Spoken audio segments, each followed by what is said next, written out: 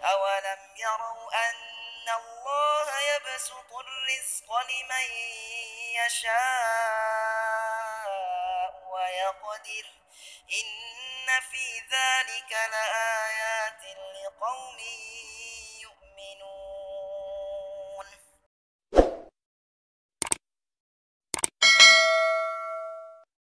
Silaturahim terdiri dari dua kata, satu silah, dua rahim. Silah semula berakar dari makna yang sangat dalam. Silah berarti hubungan yang sangat kuat yang sulit terlepaskan. Jadi walaupun Anda berbeda dimensi dari ruang dan waktu, ruangnya terpisah, waktunya berbeda, tapi hubungannya masih tersambung. Itu silah namanya. Dari kata wasala yasilu wusulan wasilatan. Sesuatu yang terhubung sampai dan punya ikatan yang kuat. Kalau ikatan ini dirubah dalam bentuk pengertian hubungan vertikal, hubungan yang kuat dengan pencipta, berubah namanya. Dari kata silah jadi salat. Salatun, dari akar yang sama. Dalam kitab fikih diterjemahkan dengan doa. As-salatu hiya doa. Salat itu doa. Kenapa doa disebut dengan salat? Karena ketika Anda berdoa, Anda punya hubungan kuat dengan Allah Subhanahu wa taala. Bukankah saat Anda berdoa Anda ingat Allah? Bukankah ada hubungan yang sangat kuat dengan Allah? Salat disebut dengan salat. Kenapa disebut dengan salat? Karena saat salat Anda dilatih untuk terhubung dengan Allah Subhanahu wa taala.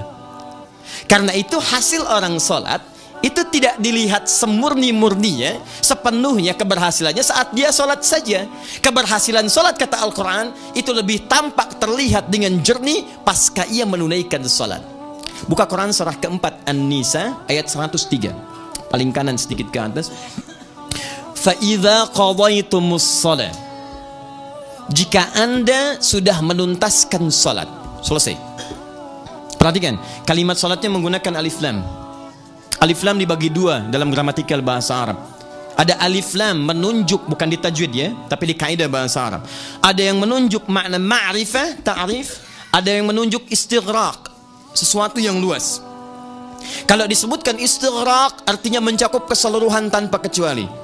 Contoh di Al-Fatihah, Alhamdulillahi Rabbil Alamin. Alnya istighraq, semua, segala. Karena itu diartikan segala puji. Semua yang mengandung unsur pujian kita komitmen, semua hanya milik Allah. Saya tidak mengambil bagiannya. Karena itu kalau Anda sudah berkomitmen Alhamdulillah, semua pujian hanya milik Allah, jangan coba-coba ambil dari pujian itu.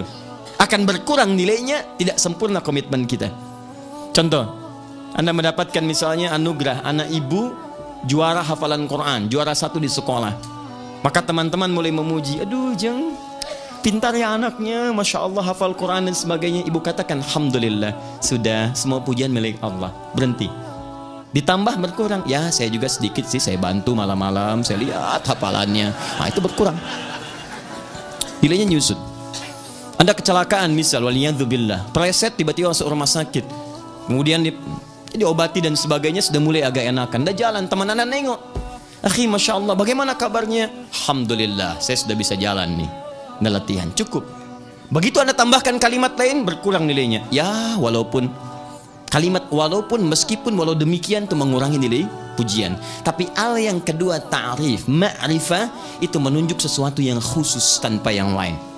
Ada aturannya, punya kaidahnya, tidak boleh berbeda. Seperti artikel the dalam bahasa Inggris, car banyak di luar, nakirah. Tapi kalau saya katakan the car, yang ini bukan yang lain.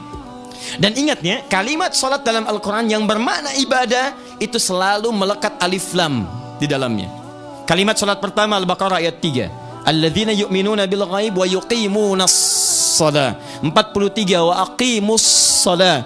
45 wasta'inu bis sabri was shalah. 153 ya ayyuhalladzina amanu ista'inu bis sabri was shalah. Quran surah 17 ayat 78, aqimis shalah. Quran surah 29 ayat 45, utlu ma uhya ilaika minal kitab wa aqimis shalah. Selalu alif lam alif lam alif lam. An-Nisa 103 pun fa idza qadaitumus shalah. Kenapa menggunakan alif lam? Ingin memberikan kesan bahwa sholat itu ibadah yang khusus, ada aturannya, ada ketentuannya, nggak boleh orang sembarang menunaikan sholat. Ketika Anda sembarang menggunakan salat itu sebagai hukum Anda pribadi, cepat sendiri, buru-buru dan sebagainya, maka di situ akan ada persoalan dalam salat kita. Nah, sekarang perhatikan kalimatnya. Kata Quran, fa idza qadaitumus shalah, jika orang benar-benar sempurna mengerjakan salat sesuai hukumnya, aturannya, ketentuannya, fadhkurullaha, maka hasilnya bisa dilihat pasca salat. Maka setelah salat dia akan terhubung ingat dengan Allah Subhanahu wa taala. Qiyaman, bahkan saat dia berdiri. Jadi orang salat itu setelah dia mengucap salam, assalamualaikum, assalamualaikum, itu dia terhubung dengan Allah. Saat jalan dia ingat Allah. Kalau seseorang dalam jalannya ingat Allah, maka dia tidak akan melakukan perbuatan yang tidak Allah sukai. Gak akan ada orang keluar salat dari masjid, setelah salat ingat Allah, tertukar sandal, mustahil. Ini kayaknya punya saya deh. Bukan, kayaknya yang itu deh. Oh iya, pakai, padahal ke masjid nggak pakai sandal dia. Mustahil. Baik teman-teman, jadi orang yang ingat kepada Allah itu dari jalan pun karena ingat nyambung. Perhatikan salat. Keberhasilan kata silah, keberhasilan kalimat salat jangan dilihat saat proses hubungannya. Pasca itu terhubung tidak.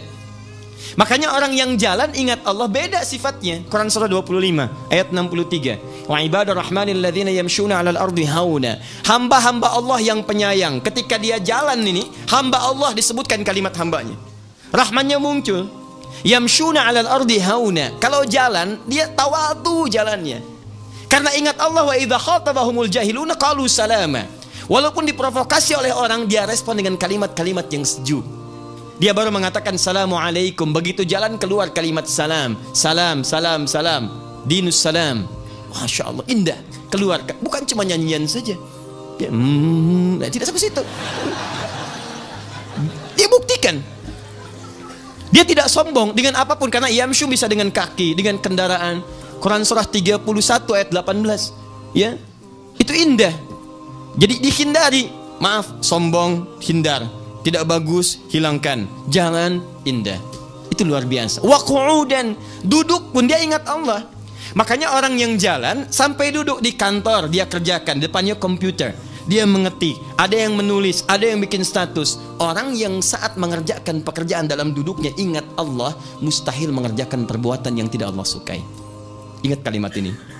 Telunjuk orang tahiyat tidak akan pernah digunakan untuk maksiat. Di saat dia tahiyat dan menunjukkan keimanannya kepada Allah, maka dia buktikan pasca salat dengan terhubung pada Allah dengan ketaatan. Telunjuk orang tahiyat tidak akan digunakan untuk maksiat. Anda sedang di kantor duduk menuliskan sesuatu, datang map kepada Anda, Pak, ini Pak, lumayan, fee-nya 10 juta. Anda katakan maaf, tunjuk saya tunjuk tahiyat, tidak akan pernah digunakan untuk maksiat. Balik dia, datang lagi, Pak, ternyata naik Pak fee-nya 1 miliar. Saya istikharah dulu ya. Oh, dan sama, Anda tidak akan beli status yang tidak baik, menyoal orang dan seterusnya. Salat. Ya, wa ana junubikum, bahkan dalam keadaan berbaringnya masih ingat Allah, dia berdoa dan seterusnya. Taib, ini hubungan dengan Allah. Hubungan dengan makhluk turun statusnya dari kata salat jadi silah. Rahim adalah puncak perhatian yang sangat dalam. Kalau kalimat ini dinisbatkan kepada hamba, maka mendapat penambahan. Ingat, beda dengan Allah, lain. Kalau dinisbatkan pada hamba, mendapat penambahan. Puncak perhatian yang sangat dalam, yang dengan perhatian itu ia rela merasakan penderitaan agar yang diperhatikan bisa merasakan ketenangan. Contoh, ibu punya rahim, laki-laki tidak, dan jangan pernah memaksa untuk menyewa rahim. Dan sebagian berkata, saya ingin nyewa, katanya. Gimana? Itu bukan fitrah ya. Kembalikan, kenapa ibu punya rahim dan kenapa disebut dengan rahim? Karena di dalam rahim itu ada sosok yang sangat diperhatikan, disayang dengan perhatian yang sangat dalam. Dan dalam perhatian itu, pemilik rahim rela merasakan penderitaan asalkan dia berada dalam keadaan tenang. Buka Quran surah 7 ayat 189. فلما تغشاها حملت حملا خفيفا فمرت به فلما أثقلت دعوا الله ربهما لئن آتيتنا الصالحا لنكونن من الشاكرين. Ketika suami istri mulai berhubungan, istrinya mulai mengandung, kandungan ringan sampai berat. Kalimat beratnya dilukiskan dengan afkalat dari kata thaqil. Thaqil itu kalau di bahasa Arab, Anda ngangkat barbel begini, beratnya luar biasa, yang kalau diangkat itu bukan cuma tangannya yang berat, pundak ikut punya beban, semua ikut punya beban. Lukisan indah dalam Al-Quran, perempuan yang mengandung itu bukan cuma bermasalah dalam perutnya saja, tapi semua bagian tubuhnya merasakan bagian dari sakitnya. Makanya ada muncul kalimat wahnan ala wahnin, Quran surah 31 ayat 14. Ada kalimat muncul karha, Quran surah ke-46 ayat ke-15-nya. Wasainal insana biwalidayhi hamalathu ummu wahnan ala wahnin. Wahnan ala wahnin, di sana karhan, luasnya luar biasa, beratnya luar biasa. Bahkan yang selevel Maryam sampai mengatakan, aduh kalau saya meninggal itu lebih baik daripada dikenang dalam keadaan seperti ini. Kata Allah, tenang kamu, tenang kamu. Muncul ayat 25 di Quran surah 19, muncul ayat ke-26-nya.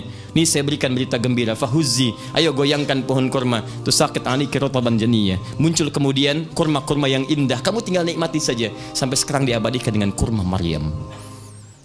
Kalau kamu haus, ambil di bagian airnya, saya jadikan segar, kata Allah.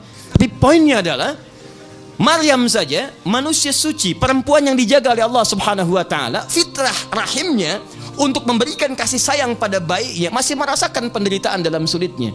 Itulah sebabnya kenapa para ibu memiliki rahim, karena saat terlentang ke kanan susah, ke kiri susah, mau telungkup bahaya. Tapi dalam posisi itu masih bermohon kepada Allah agar di dalam bayi rahim itu ada sosok yang sangat mendapatkan ketenangan. Jika Anda gabungkan kalimat silah dengan rahim, maka muncullah kesempurnaan makna itu. Pertemuan itu tidak akan dilihat dari saat hadirnya, tapi saat berpisah ada kasih sayang yang luar biasa. Ada hubungan yang sangat dalam, ada doa yang kemudian tersambungkan, ada pemberian yang kadang-kadang tidak terfikirkan, bahkan dilukiskan di Quran surah 59 ayat ke-9 sampai dengan 10, menyifati Ansor dengan Muhajirin yang dipertemukan oleh Nabi, dipersaudarakan sampai muncul silah di antara mereka dalam bentuk rahim. Wa yu'thiruna ala anfusihim walau kana bihim khasas.